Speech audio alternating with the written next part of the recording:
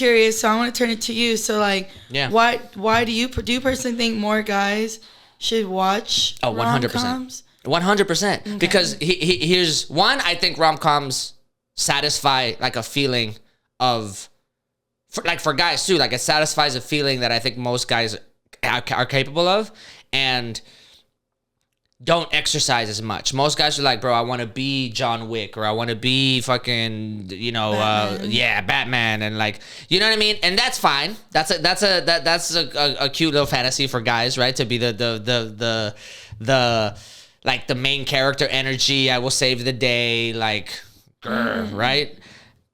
Adorable. But there's also something to be said about, if you're a guy out there, you've ever been in a relationship, there's another feeling that like trickles in, and that is, being able to like make somebody, or not make, being able to be yourself, and then in the process have somebody fall in love with you. That's like a real feeling that most guys maybe don't articulate that well. That is real, right? Because it's part of like, maybe it's adjacent to like the provider, I like taking care of you kind of vibe. But it's also like, to your point, we don't get complimented all that much. So if we can watch in real time somebody like slowly like become affectionate towards us and like become vulnerable and soft, and that's a high. You know what I mean? And I think that most rom-coms have the side effect of having the guy end up slowly winning the girl over in some way, shape, or form. And it provides a sense of like, man, like, she's gorgeous. Like, it's possible. Like, you know what I mean? I could get the girl, right? Yeah. And then also, it's a nice blueprint. Like, real talk. Like, some of these guys in rom-coms are smooth with it. No, yeah. So you have to be able to, like, again, read the room, right? I do think that there's some element in rom-coms where, like, there's persistence. And I think that, writers should be careful about that. Because, like, I err on the side of not being as persistent as other people, because I'm like, I don't ever want to feel like a creep. But there is something to be said about like, look, like the slow burns can still get the worm. You know what I mean? I don't know if that's the right term, but you know what I mean? Like, it's a slow burn. Like, it's yeah. We just made it up. Why not? Take it away. So I think it's like a good little blueprint. Like, yo, like, take cue, dude. Like 27. Like, the reason I love that movie is because, one, it's like classic. Like, the girl has this weird romanticization with a wedding, which I think is like, very. It's actually me as well. That's why that's a comfort movie to me, because I'm on Pinterest. Oh, so you have your board ready. I have my wedding dress board. There you go. And I'm like, we talked about this too. No, Okay. I'm like, I don't care. I have my wedding dress board, and I have all different types of styles of dresses that I fantasize, and that's a young girl's dream too. Right. So I think it pulls at that. Like the young girl wedding thing, right? But then it also deconstructs it in a way, because it's like this girl that's like always close to the dream but never in the dream, right? And that in a lot of ways is like the worst nightmare, right? Like, you're always close to the game but never in the game. You're always benched, right? Yeah. And that provides this like dichotomy. She's clearly like in love with this guy that doesn't love her back, which is classic, girl talk trope, right? Of like, oh my God, but he doesn't even like, he liked my story one time, and like, does that mean he loves, like, you know what I mean? So there's nowadays, yeah, there's like a little bit of that, right? And then there's this guy that is not really an asshole, has like a secret identity, so he's mysterious. She doesn't find out about it till afterwards, right? He knows how to write about love, but he doesn't himself prescribe himself to the idea of marriage. He's okay with prescribing himself to the idea of love, but not to the idea of marriage per se. You find out later he got left or whatever, blah, blah, blah. But like, in the moment, in real time, as you're figuring it out, it's this girl that's like hyper romanticizing this event, which is really what it is. And like, a party. Yeah. She's hyper romanticizing a party, but not hyper romanticizing love, right? And then there's this guy that's fucking tearing down the party, but knows how to write about the party as if it's love. Yeah. You know what I mean? No, exactly. So in a lot of ways, surface level, that's why they fuck with each other, because he's looking at her saying like, oh my God, she's like obsessed with this thing. And like, she's such an interesting character. And she's looking at who he is in his writing, saying like, I want somebody to write about me like that. Mm-hmm. But then you find out, of course, that he's kind of a cynic and it's against what she wants. And then there's like a tug of war.